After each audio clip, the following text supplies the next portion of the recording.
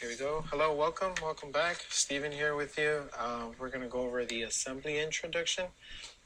So just a reminder, SolidWorks, you make your parts, and once you make your parts, you can actually put them into an assembly. This way you can see how your parts are behaving or interacting with one another. One thing to note is you can put multiple assemblies within another assembly.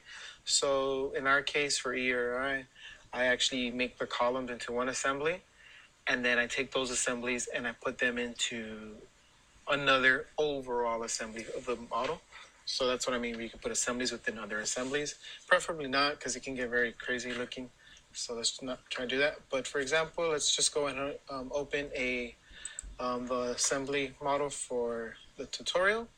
So I can show you what it is. This is right here. You're going to see the type file actually changes the name. So it's going to see right here, AS. Oh, it's application, so let's just go with model. So this is the 3D model of the assembly. One thing to know with assemblies, you have the same units. Over here on your left panel, you're going to have every part. So as you select a part, it will be highlighted in blue. So these are all of it right here. Remember I said that I have the columns as assemblies. That is because there are 2 columns in each one. So if I were to open this, it'll give me the same options as before.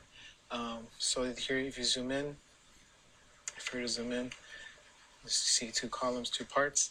The thing is, you can actually make changes to your design right here. So right now, if I were to right click, I can go, oh no, wait, let me go, I can go in further into the tree. I can go to that one specific column. And I believe I can edit the part. So if I were to edit the part, you can do that. I'd rather you not. If you're going to edit a component within the assembly area, you're really going to make a mistake. So try not to. So I just want to show you can. I highly discourage it. If you're going to make a change, just open that part file and make it from there.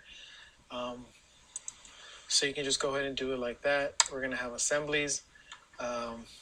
So when you do assembly, I'm going to show you why is this assembly stuff good is because you can actually go to evaluate over here on the top left, and you can get general ideas as to what your assembly looks like. One of the things I like to do is once you put your parts together, you want to see how they're behaving. So sometimes you can have parts assembled incorrectly. So what you do is you basically go to interference detection up here, interference detection, select that.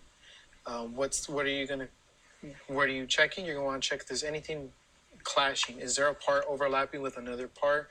Are there some things that are not aligned? Not happening. So you basically select the model, select it, model, calculate, and you're going to see no interferences. But if you do have parts that are on top of each other or things hitting each other, you're going to see them come out right here in the results. On the result on the side. There isn't, so that's good. Now we have our assembly. One thing good to do is we can get the weight of this model. So right now we do have a base plate. This base plate, it's heavy, but it's not a part of the weight of the structure. So I don't want to consider this right here. So what I'm going to do before I show you how to get the weight of this, we're going to click the base plate.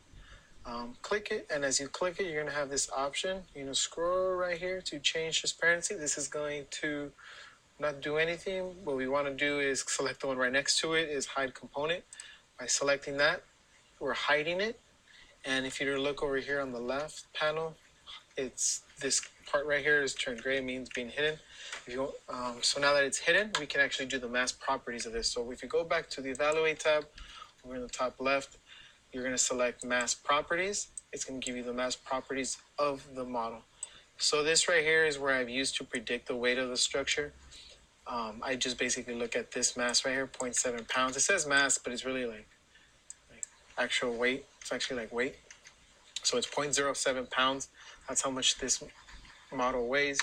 Another thing too is you can get the center of mass. If you look at the model, this right here is a 3D representation of where the center of mass. So let me actually go to the top view of this by pressing Control 5, and we'll see the center of mass is directly at the geometric center.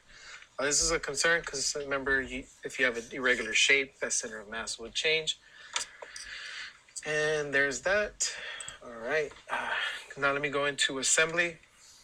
just go into the next video. This is just a basic introduction as to what assembly is. Just go in and check out the next video when we start putting assemblies together.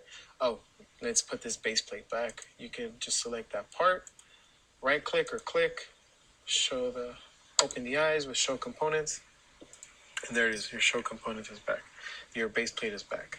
So let's go ahead and leave like that, control save, leave it as is, and just catch you in the next video as we start putting an assembly together.